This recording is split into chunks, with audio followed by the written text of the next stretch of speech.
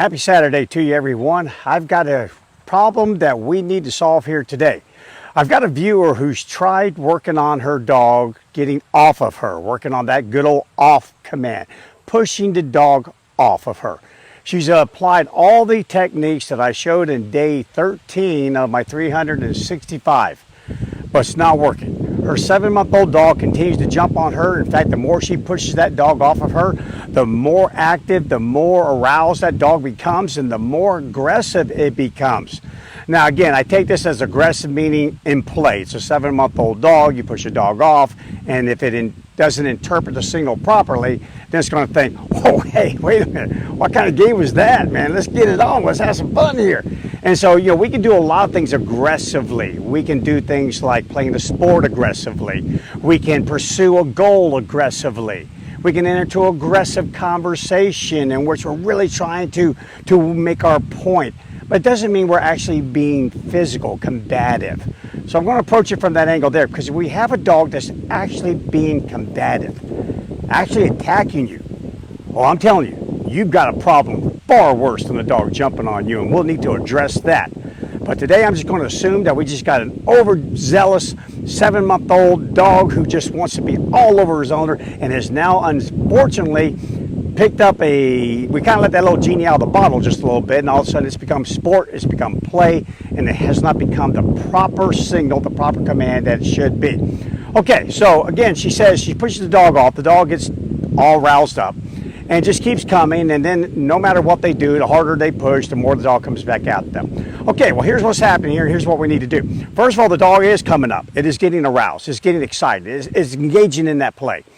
And what it's doing is it's raising the signal back to you. And remember, just let me take you way back there just a little bit, seeing how this thing was back about 210 days ago. Let me take it back just a little bit. When it comes to signals, when dogs communicate, it's asymmetrical. Okay? Dog A, not knowing the mental state of dog B, sends a signal. Dog B, if it can interpret the signal, will either respond independently or not as a consequence of that signal. That's how it operates. So you're sitting there going, "Hey, off me," pushing the dog off. The dog lands on the ground. Dog can't interpret a signal, meaning, does that mean I'm not supposed to get on you? Is that what you're trying to tell me here? Or is this just some sort of sport? Because if it's sport, I'm all in for it, baby. I'm all in. So again, we have probably here a misinterpretation of the signal. And so now the dog is raising its signal, coming back at you. And when it comes to signals, if you do not get the response that you're trying to get, you're trying to influence that behavior, not establish a two-way communication. You're trying to influence it. Well, if I push off, well, then I'm going to push on you. You push off on me, I'm going to push a little harder because I really want to get this thing going. So the dog is raising the signal. That's what you're really supposed to do. So way to go, dog. I mean, you're actually applying the rules of nature. If you are not able to evoke the response that you're trying to influence, that you're trying to achieve, then one of the strategies is you must raise the signal. Okay, so your dog's doing it to you. It's raising the signal. Now, you must respond in kind. So here's what you do. Okay, first of all, right off the bat, you have predictive information. Okay, so this isn't new to you. It isn't new. So that means you must have massive preparation. Yeah, I told it before. If I know my dog is going to jump on me, I kind of have a clue as to when that's going to occur. So that means I'm prepared for it. I'm ready for it. You're never going to catch me off dog guard. Ever. Ever. If I got stuff in my hands and I'm coming through my front door, you can guarantee I'm putting that stuff down. I'm rolling up my sleeves. I got a little bit of an attitude, and I'm going to say, "Hey, go ahead and make my day. Please jump on me. Please." Because we need to get this over with right now. This is irritating me. This can actually cause an injury, and I need this thing done. And again, I'm not going to go over in this video why dogs jump on us. Go back to day 13 of the 365. Oh, man, that was a long time ago. So anyway, go back to it and watch it. Watch day 13 and day 14. I covered dogs jumping on you, and I covered dogs jumping on everyone else.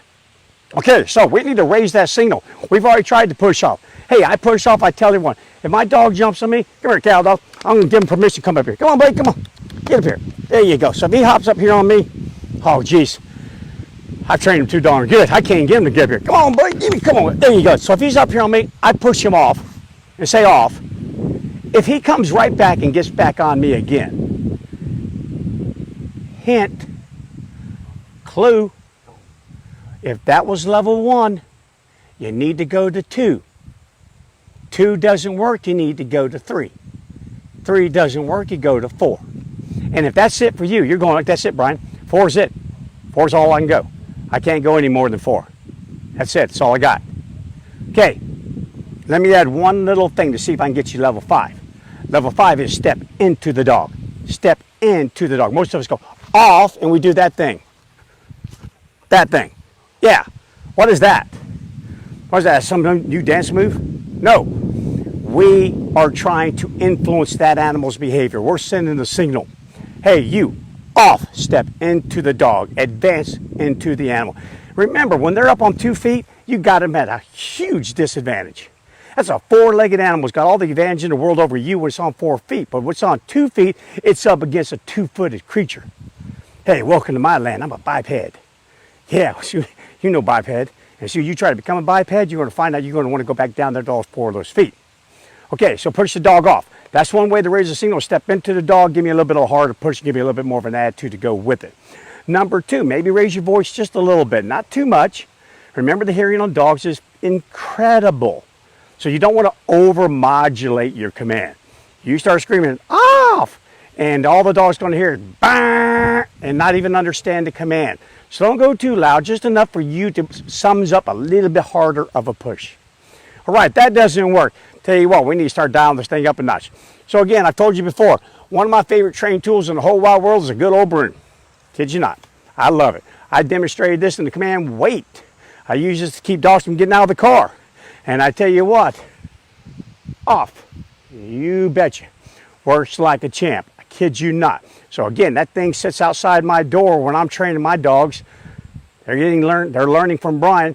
Don't jump on Brian when Brian comes through the door. Guess what? I come through the door with the broom behind me. I'm like, hey, how are you? Off. Just like that. Tell you what, works like a champ. Little soft bristles. Didn't say use this end. No, I said use this end. Okay? That one right there. Hold it behind you, walk through the door, and off. Just like that. You don't even have to jab it. You just go off. Just like so. You can even practice stuff. All sorts of fancy moves. Next thing you know, you get to try out for a movie. There you go. Okay, so I'm being serious here. Broom works like a champ. And if you don't want to use the long broom, which I recommend for tall dogs that got really long legs, definitely recommend a regular broom. If not, you can get those little fireplace brooms that you use to sweep out the fireplace, only about yay long. You can use one of those. Okay, so a broom works. Kid you not. Kid you not. Whole idea is this. Hey, when you hear off, suddenly, somehow, some way, a broom could appear off of my body today, tomorrow, and for the rest of your life. When I say off, I truly, truly mean it. Off. Okay, broom. Next tool. Umbrella. Yeah, love a good umbrella. Just come through the door. Hey, you, off. Just open it right then. Off. And if you're superstitious about opening up an umbrella inside your house, you need to get over that. You need to let that go. Okay? Now, don't go blaming me if your house caves in on you, you get all of a sudden a streak of bad luck. No, I'm just not superstitious. All right? So that being said, I come through the door off. Works like a champ. I've also used that technique to fend off dogs when I go for a walk. Dogs that are trying to attack me. Guarantee you, it'll work like a champ. So here we go. So we stepped in. We gave it a little bit harder push. We don't go back. We use that broom. We use that umbrella. And then last thing that you can do is cattle dog. Leash up, buddy. There you go. So now you got a little predictive information, okay? A little bit. So this is one of those situations where you want to train it with 2 people, meaning the only job that the second person has is to observe the dog dragging this leash around the house, keeping it safe so it doesn't get entangled, choke itself out, or whatever. That person's job, that's all their job is. This is about your dog jumping on you, not on everyone else. That's day 14. It's about jumping on you. And day 13 failed you miserably, so now we're taking it up a notch. Okay, so that means this. When cattle dog comes over here, come on, buddy, hop over here. Come on, come on. Atta boy, good boy. Gosh, he just really does not want to do it. No matter what I tell him to do, he does not want to jump on me. Okay, if he did jump on me, however, I'm going to reach down, grab that leash. Come on, cow dog, and give the command, sit. And at that point, I'm probably going to go for a sit. I can even go for an off. All I have to do is apply just a little upward pressure. A little upward pressure. And all of a sudden, the dog feels that upward pressure. And you can say, excuse me, off. Set them back down. Or you can say, sit. And now they come down onto sit. Two different things, though, here I want you to pay attention to. If I say off, remember, we don't reward dogs when they get off of us. We reward dogs if they never jump on us in the first place. So again, review, go back to day 13. However, I always reward for a great sit. So if you say off, apply pressure, the dog pushes off you, lands on the ground, drop your leash and go about your business. However, if you said sit, apply pressure, dog pushes off, dog lands on ground and sits, reward. Right then and there, reward, because you said sit. So of course, I never want a tie jumping on me with any sort of reward ever. So you can fall back on sit if that's what works. I mean, we just got to get this thing done. But try off first. Try off. And that fails you miserably. God, we just got to keep going down the toolbox until we come up with something that works. So go for that sit. But move away from that thing real quickly. We never ever want to associate any sort of reward, any sort of benefit for ever jumping on me. There's just none. They don't exist. So again, I'll correct you, and I'm going about with life.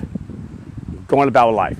I walk up to you, you don't jump on me, boom, there's a reward right then and there. Right there. If I call cow dog over here, cow dog, attaboy, I'm going to just give him a little reward there just for coming over there to me. So that means also walk around your house with some rewards in your pocket, little treats, come back into your house. You've been out shopping, going somewhere, come back in, get those treats ready to go. Okay, give them a reward. Okay, so that's really kind of the end of it. Just kind of keep in mind, sometimes this thing goes south because we do this great job training off during these formal conditions. And then suddenly the next thing you know, we're sitting on a sofa and we allow some dog to climb up on us. Oh, no. That's an off as well. That's off, especially when you're training off. Later, if you want your dog to hop on the sofa next to you, give them a signal to do so. Hey, hop up here, hop. And the dog hops up, good boy. You want the dog to lay in your lap, then you can give him permission. Come on over here, lay in the lap. And the dog will soon learn. You know, when Bryan is seated on a sofa, gives me that signal to climb up there, and then gives me the follow-up signal to crawl on his lap, well, I got a green light. But minus all of those conditions, oh, heck no. No, we don't do any jumping. We don't jump on Daryl Bryan. Okay, the same thing that happened will work for you. Okay, so follow all these tips here, I promise you. The only last thing I'd probably recommend, if all of these fail, every single one of them fail, and I'm not saying use this tool because, or I'm just saying as a last resort if they all fail, because it's a dynamite tool. But usually with young dogs, when we're first going through jumping, we have not advanced their training far enough along to do the proper pairing that is required of remote collar training. But if you have a dog that has been through some remote collar training, you've done the proper pairing, natural pairing, intended pairing, it would definitely be intended in this case here, then you can use it. Because now all that requires is this. Dog jumps on you, off. Right there. See that little button? That's it. Off. That fast. Done. Over. Done. But remember, anytime you use a remote collar, you must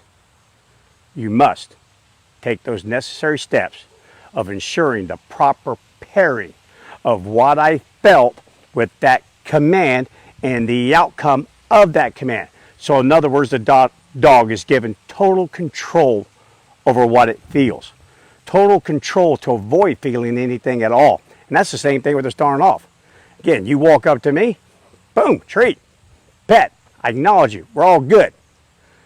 But you jump on me, no, off, broom, umbrella, whatever it takes, and then I go about my business.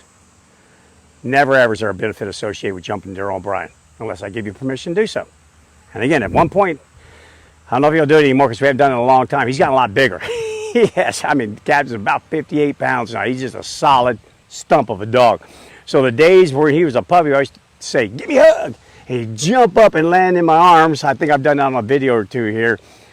He just doesn't have the ups that he used to have, so now he climbs up me. It's not like a jump and I catch. Oh no, it's like jumped about here and then climbed the rest of the way up here, and oh my gosh, now I took off my shirt and everyone wonders, what the heck happened to you, man?